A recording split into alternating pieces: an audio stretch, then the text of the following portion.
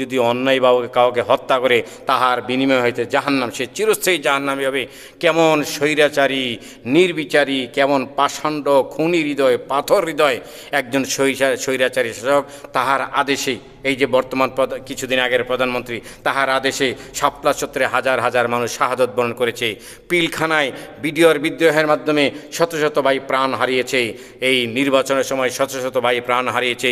কোটা আন্দোলনের সময় হাজার হাজার দেহ প্রাণ দিয়েছে। একজন খুনিকে মানুষ সাপোর্ট করতে পারে না।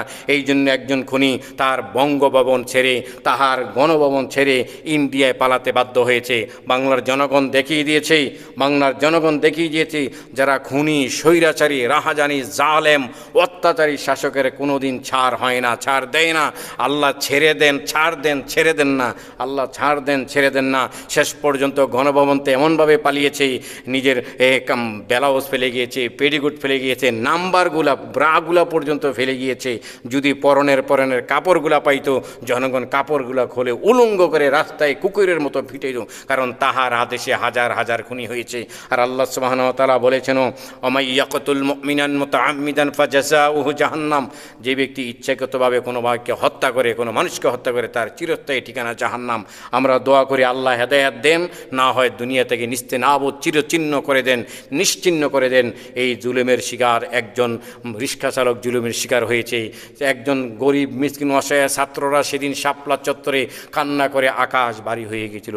তারা কান্না করেছে, তারা কান্নার দেখার কেউ ছিল না।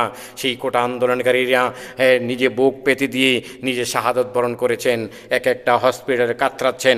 এই যে জুলুম নির্যাতনের ফসল, আল্লাহ সুবহানাহু ওয়া তাআলা বলেছেন, ইন্না বাতশা রাব্বিকা লাশাদীদ, আমার ধরা বড় কঠিন ধরা। ওয়ামাকারু মাকারাল্লাহ ওয়াল্লাহু খায়রুল মাকিরিন, তোমরা যা ষড়যন্ত্র করো আমি আল্লাহ উত্তম কৌশল অবলম্বনকারী। আল্লাহ সুবহানাহু ওয়া তাআলা ধরা বড় শক্ত ধরা কৌশল অবলম্বন করে বাংলাদেশ ছেড়ে বাধ্য হয়েছে সেই খুনি শেখ হাসিনা পালাইতে বাধ্য হয়েছে। তার কোনো দেশে জায়গা দেয় না। আমেরিকার ফ্লাইট ক্যান্সেল করে দিয়েছে, ভারতের জমিনে নামতে দেয় নাই।